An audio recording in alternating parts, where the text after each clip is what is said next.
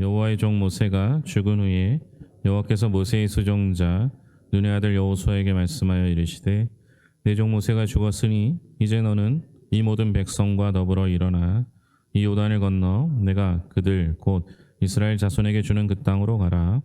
내가 모세에게 말한 바와 같이 너희 발바닥으로 밟는 곳은 모두 내가 너희에게 주었노니 곧 광야와 이 레바논에서부터 큰 강 유브라데 강까지 해쪽 속의 온 땅과 또 해지는 쪽 대까지 너희의 영토가 되리라.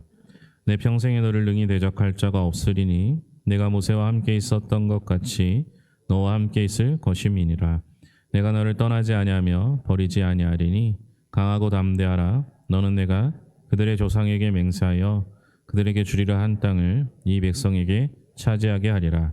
오직 강하고 극히 담대하여 나의 종 모세가 내게 명령한 그 율법을 다 지켜 행하고 우로나 좌로나 치우치지 말라. 그리하면 어디로 가든지 형통하리니 율법책을 내 입에서 떠나지 말게 하며 주야로 그것을 묵상하여 그 안에 기록된 대로 다 지켜 행하라. 그리하면 내 길이 평탄하게 될 것이며 내가 형통하리라. 내가 내게 명령한 것이 아니냐. 강하고 담대하라. 두려워하지 말며 놀라지 말라. 내가 어디로 가든지 내 하나님 여호와가 너와 함께 하느니라 하시니라.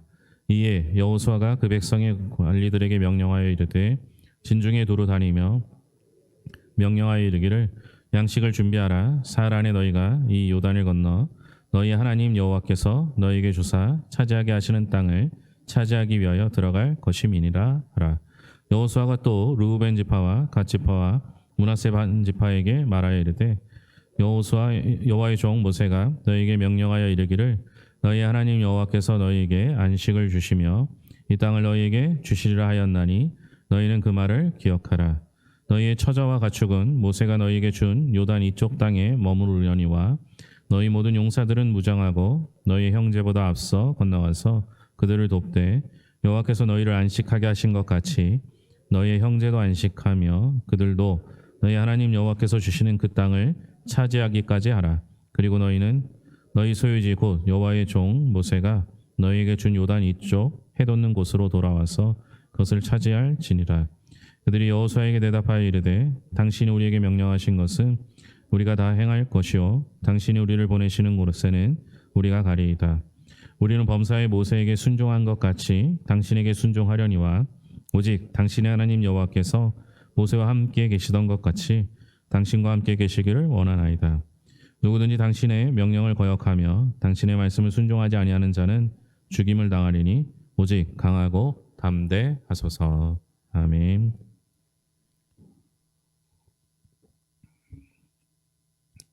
새해가 시작되었습니다. 새해가 시작된다는 것은 묵은해는 지나간 것이죠.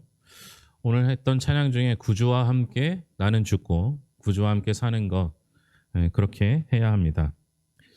12월 31일과 1월 1일은 단 1초의 차이밖에 나지 않지만 반드시 묵은해는 가고 새해는 오게 됩니다. 우리가 살아가는 삶도 마찬가지입니다. 올해 우리가 함께 묵상하고 있는 성경은 여호수아로 시작하는데요. 1장 1절 읽겠습니다. 여호와의 종 모세가 죽은 후에 여호와께서 모세의 수종자 눈의 아들 여호수아에게 말씀하여 이르시되. 여호수아서는 모세가 죽은 후에로 시작합니다. 모세는 지금도 이스라엘 백성들이 가장 좋아하는 지도자 중 한 명입니다. 율법은 모세, 왕은 다윗으로 인정하죠. 그런 모세가 죽은 것을 위기라고 봅니다. 모세가 죽은 것은 출애굽과 광야 여정을 지나오면서 확고한 리더십을 확립했고 그리고 그 리더십이 여호수아에게 이양되면서 여호수아가 시작되는데 그 모세의 리더십이 사라지는 것이 부담이고 위기라고 볼 수도 있는 거죠. 하지만 모세오경이나 여호수아나 지도자 중심의 이야기가 아닙니다. 1절 말씀에 보면 모세와 모세의 수종자 눈의 아들 여호수아의 이름이 나오긴 하지만 여호와의 이름이 거론되고 있습니다. 모든 주어는 여호와죠. 즉 여호수아서는 여호와께서 임명한 새로운 지도자 여호수아가 하나님의 명령을 듣는 것으로 시작합니다. 2절입니다. 내 종 모세가 죽었으니 이제 너는 이 모든 백성 더불어 일어나 이 요단을 건너 내가 그들 곧 이스라엘 자손에게 주는 그 땅으로 가라. 2절 역시 주어가 내가인데요. 여기서 내가는 여호와를 뜻하죠.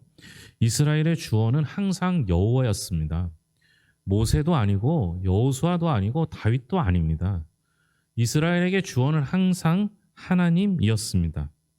그 대리자로 모세가 역할을 맡아 수행했을 뿐입니다. 모세가 죽은 것은 가슴 아프고 슬픈 일일지 모르지만 모세는 사명이 끝났고 여호수아에게 새로운 사명이 부여된 것뿐입니다. 그리고 그 여호수아도 시간이 지나면 죽게 됩니다. 또 다른 지도자가 세워질 것이죠. 지도자가 바뀔 때마다 약간의 혼란이 있을 수는 있지만 이스라엘도 그렇고 오늘 우리도 그렇고 아무 문제가 없는 것은 하나님께서는 언제나 살아계시고 우리와 함께 하신다라는 것 때문입니다. 2절 말씀은 명확히 여호와께서 새로운 지도자 여호수아에게 사명을 주시는데요. 2절과 3절 다시 읽겠습니다. 내 종 모세가 죽었으니 이제 너는 이 모든 백성과 더불어 일어나 이 요단을 건너 내가 그들 곧 이스라엘 자손에게 주는 그 땅으로 가라. 내가 모세에게 말한 바와 같이 너희 발바닥으로 밟는 곳은 모두 내가 너희에게 주었노니.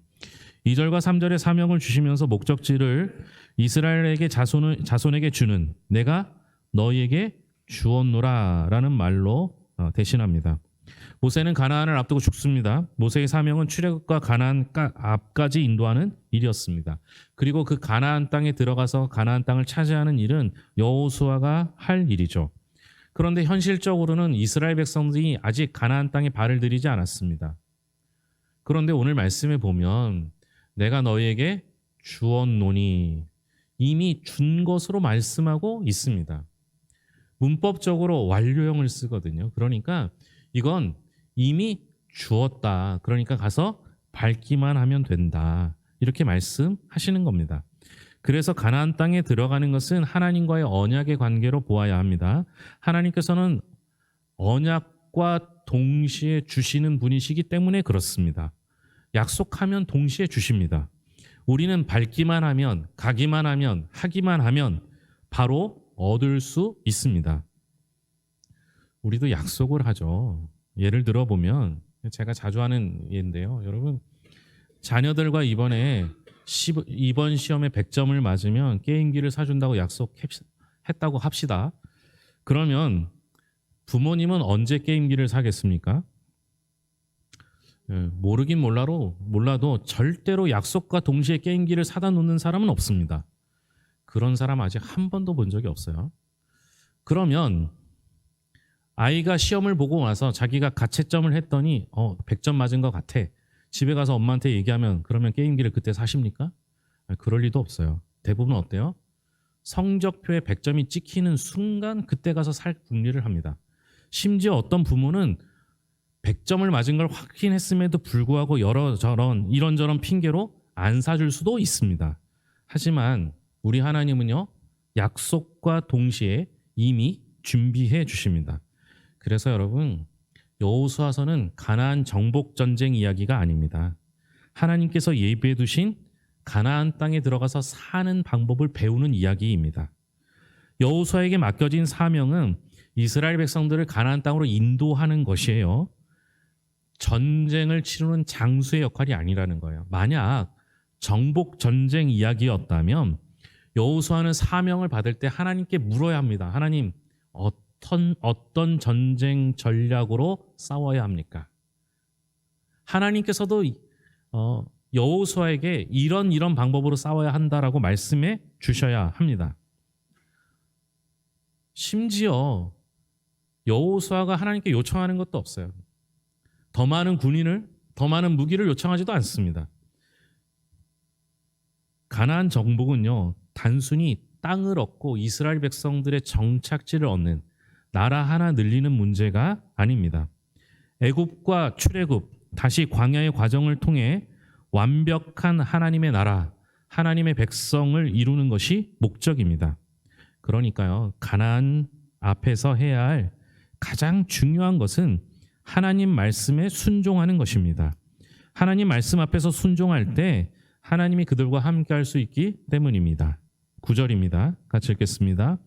내가 내게 명령한 것이 아니냐? 강하고 담대하라. 두려워하지 말며 놀라지 말라. 내가 어디로 가든지 내 하나님 여호와가 너와 함께 하느니라 하시니라.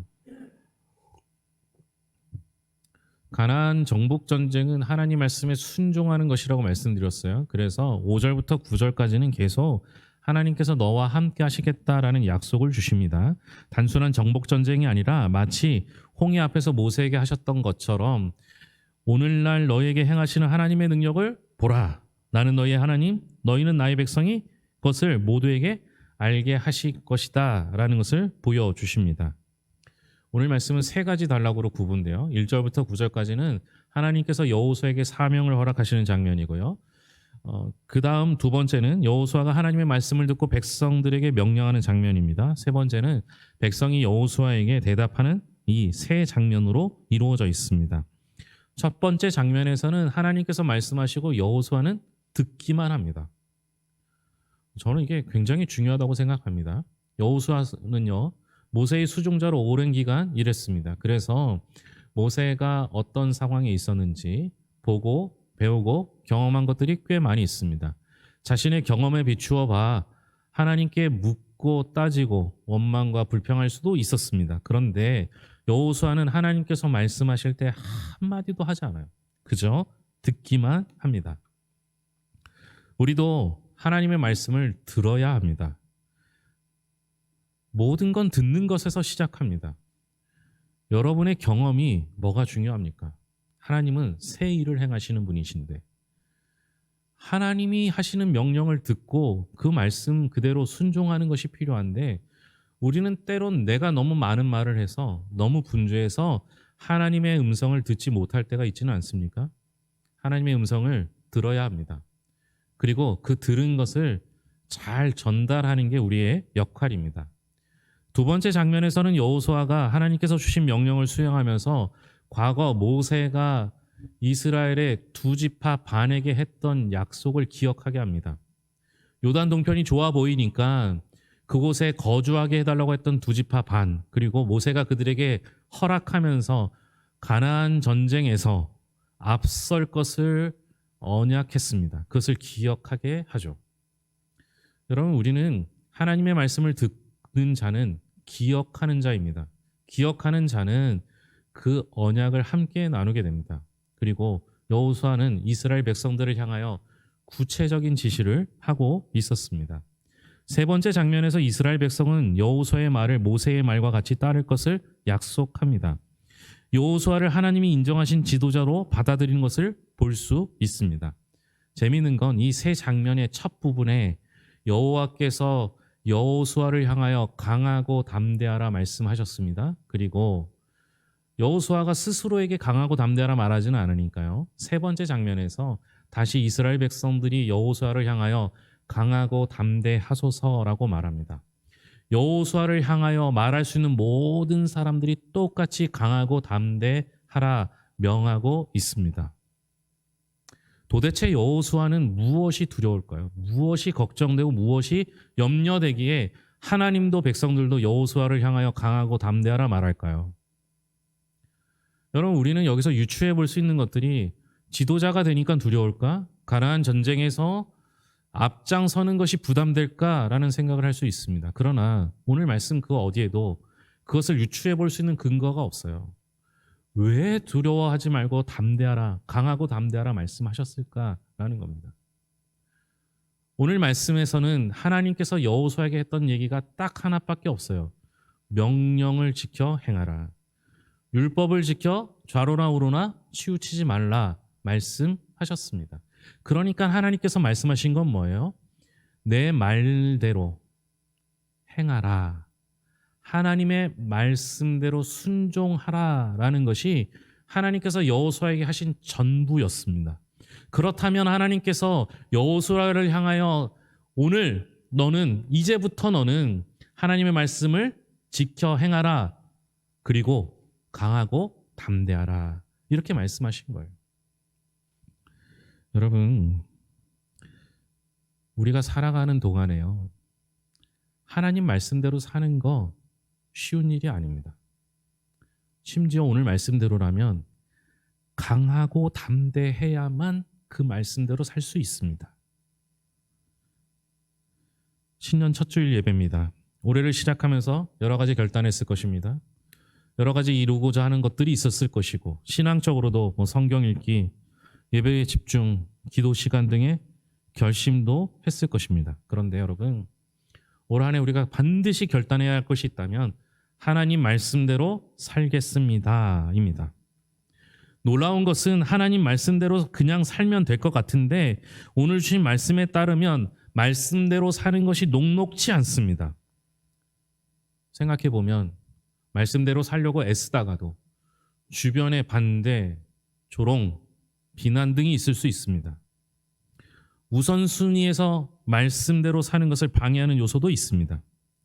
그리고 그 말씀대로 사는 것 때문에 염려와 걱정, 위협이 있을 수도 있습니다. 그때 여러분, 오늘 주님께서 하신 말씀을 기억하셔야 합니다. 말씀대로 살아라. 그리고 강하고 담대하라. 한 해를 살아가면서 주님께서 우리에게 강하고 담대하라 말씀하신 것은 말씀대로 사는 여호수아에게 하신 말씀, 말씀대로 살기로 결단한 오늘 우리에게 하신 말씀입니다. 강하고 담대하는 이유는 분명합니다. 하나님께서 우리와 함께 하시겠다 약속하시기 때문입니다. 올 한 해 하나님 말씀대로 사십시오. 그리고 하나님의 임재하심과 하나님의 인도하심, 동행하심을 경험하시기 바랍니다. 하나님께서 그때 우리에게 형통한 길을 약속해 주셨습니다. 기도하겠습니다. 하나님 아버지 감사합니다. 우리 삶의 주어는 항상 하나님입니다. 올해도 하나님을 주어로 나는 동사로 살게 하여 주시옵소서. 하나님께서는 이미 가나안을 주셨습니다.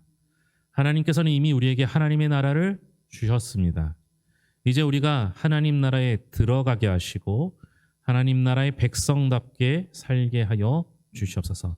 무엇보다 올 한 해 말씀대로 살기를 소망합니다.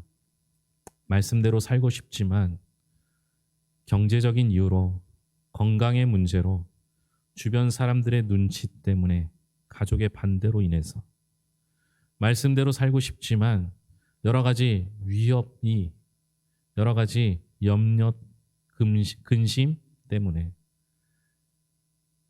우리가 말씀대로 살지 못할 때가 있습니다.